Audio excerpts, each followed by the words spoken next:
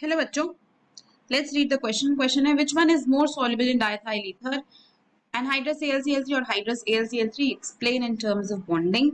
तो अगर इस क्वेश्चन में हम की कॉन्सेप्ट की बात करते हैं तो देखो, एक तो आपके पास है AlCl3 एनहाइड्रस और एक आपके पास है AlCl3 हाइड्रेटेड। तो AlCl3 6 वाटर मॉलिक्यूल के साथ जुड़ता है, तो ये आपका हाइड्रेटेड वाला AlCl3 हो गया। ठीक है, अब आपको इनकी सॉल्युबिलिटी की डिस्कशन करनी है in ether, in diethyl ether, right. तो डायथाइल ईथर क्या होता है आपका C2H5 ट्वाइस O, राइट। ये आपका डायइथाइल ईथर होता है। तो अब देखो, इस ऑक्सीजन के पास लोन पेयर होंगे, है ना। अब क्या होता है, ये जो एनहाइड्रस AlCl3 है, ये क्या है, ये इलेक्ट्रॉन डेफिशिएंट है। क्योंकि जब हम AlCl3 की बात करते हैं ना, तो एल्यूमिनियम 3 ही क्लोरीन से जुड़ा हुआ है। मतलब इसके आसपास अगर देखा जाए तो सिर्फ 6 ही इलेक्ट्रॉन है, इसका ऑक्टेट अभी कंप्लीट है नहीं, है ना। हम उसको इलेक्ट्रॉन डिफिशिएंट क्यों कह रहे हैं, क्योंकि इसमें लेस देन 8 इलेक्ट्रॉन्स हैं एल्यूमिनियम एटम के आसपास। अब ये जो हाइड्रेटेड वाला है, ये तो इलेक्ट्रॉन डेफिशिएंट नहीं है, क्योंकि इसके आसपास तो वाटर मॉलिक्यूल लग गए हैं इसकी डेफिशिएंसी को रिमूव करने के लिए, हाइड्रेट हो चुका है वो, है ना।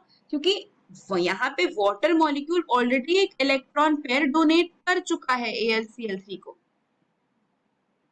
है ना। वाटर मॉलिक्यूल जो जुड़ गया है वो इलेक्ट्रॉन पेयर डोनेट कर देगा, क्योंकि वाटर मॉलिक्यूल के ऑक्सीजन के पास भी तो लोन पेयर है। लेकिन AlCl3 में क्या है, वो अभी एनहाइड्रस AlCl3 इलेक्ट्रॉन डिफिशिएंट है।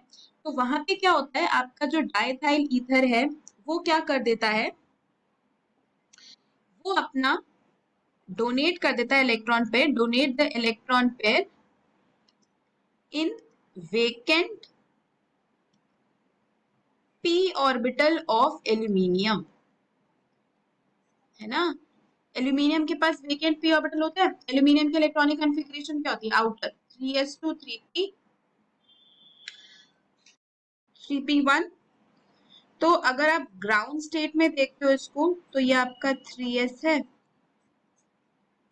और ये 3p है। पर हम इसको ग्राउंड स्टेट में नहीं देखते क्योंकि बॉन्डिंग एक्साइटेड स्टेट में होती है।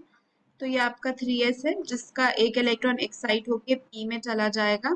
तो यहाँ पे एक वेकेंट ऑर्बिटल बचेगा ना, जहाँ पे इलेक्ट्रॉन पेयर को एक्सेप्ट कर सकते, इसलिए हम यहाँ vacant p orbital of aluminium की बात कर रहे हैं, राइट। तो देखो क्या होगा, यहाँ पे ऑक्सीजन जो है अपना जो ये लोन पेयर है, ये डोनेट कर सकता है AlCl3 के एल्यूमिनियम के वेकेंट p ऑर्बिटल में, और एक कोऑर्डिनेट बॉन्ड की फॉर्मेशन कर देगा, है ना।